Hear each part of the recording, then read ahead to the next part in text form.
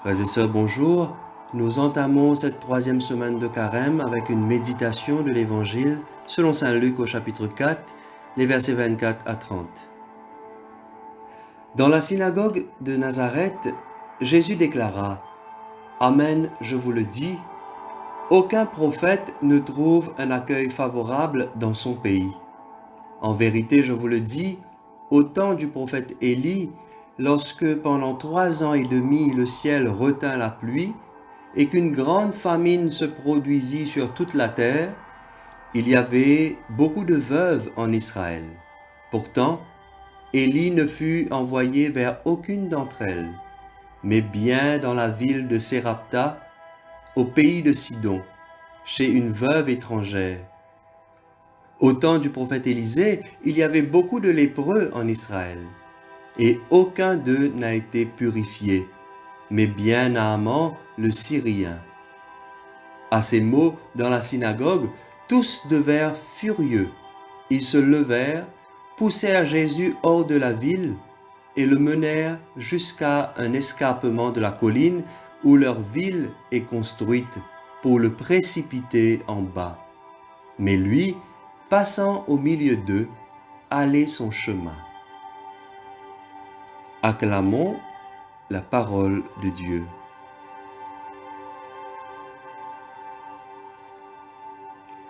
Frères et sœurs en Christ, ce récit de ce matin fait partie d'un ensemble qui commence au verset 14 du chapitre 4, selon l'évangile de saint Luc, avec la reprise du fameux texte d'Isaïe que nous connaissons bien, « L'Esprit du Seigneur est sur moi parce qu'il m'a consacré par l'onction ». Et dans la suite qui nous est proposée aujourd'hui, Jésus répond d'abord à une question.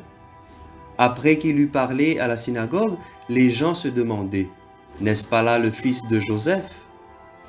Et Jésus leur répondit en disant : « Nul n'est prophète dans son pays. » En d'autres mots, le missionnaire, l'envoyé, est souvent rejeté par sa propre patrie et parfois même par les gens de son entourage. La réponse de Jésus n'est pas tant pour attester de sa divinité, mais plutôt pour dire jusqu'où on doit aller pour chercher les pauvres, les prisonniers, les aveugles, les opprimés, qui sont eux aussi appelés à recevoir la bonne nouvelle.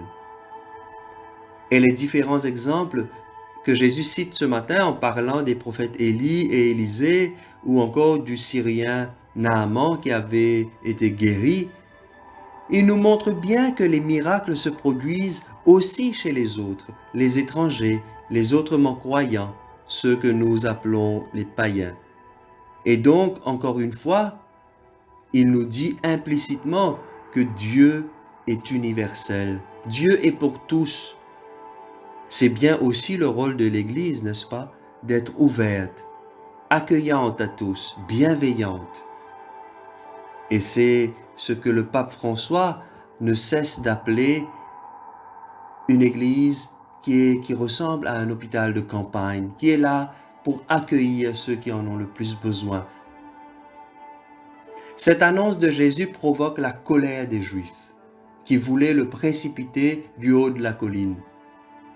Et cette scène nous apprend que le titre de prophète implique pour Jésus rejet et passion.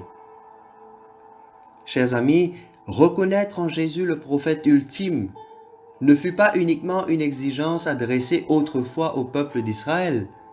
En mettant en scène ce récit, saint Luc nous invite à comprendre que c'est le rejet même de Jésus qui paradoxalement le désigne à tous comme l'envoyé de Dieu.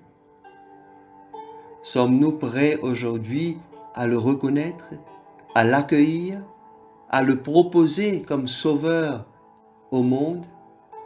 C'est à chacun d'y répondre personnellement.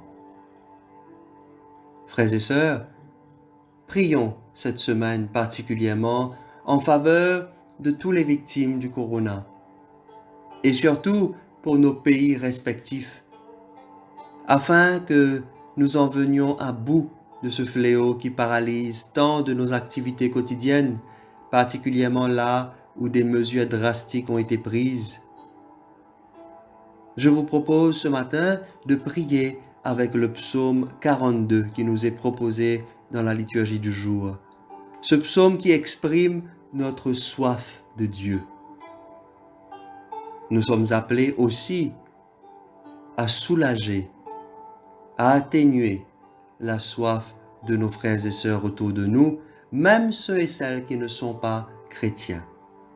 Par notre témoignage de vie, nous saurons satisfaire la soif des uns et des autres, parce que c'est Jésus lui-même qui nous envoie. Prions. Comme un cerf altéré cherche l'eau vive, ainsi mon âme te cherche, toi mon Dieu. Mon âme a soif de Dieu, le Dieu vivant. Quand pourrai-je m'avancer, paraître face à Dieu? Envoie ta lumière et ta vérité, Seigneur, qu'elle guide mes pas, qu'elle me conduise à ta montagne sainte jusqu'en ta demeure. Ainsi, j'avancerai jusqu'à l'autel de Dieu, vers ce Dieu qui est toute ma joie. Je te rendrai grâce avec ma harpe, avec ma musique. Dieu, mon Dieu. Frères et sœurs en Christ, bonne et sainte semaine à vous tous.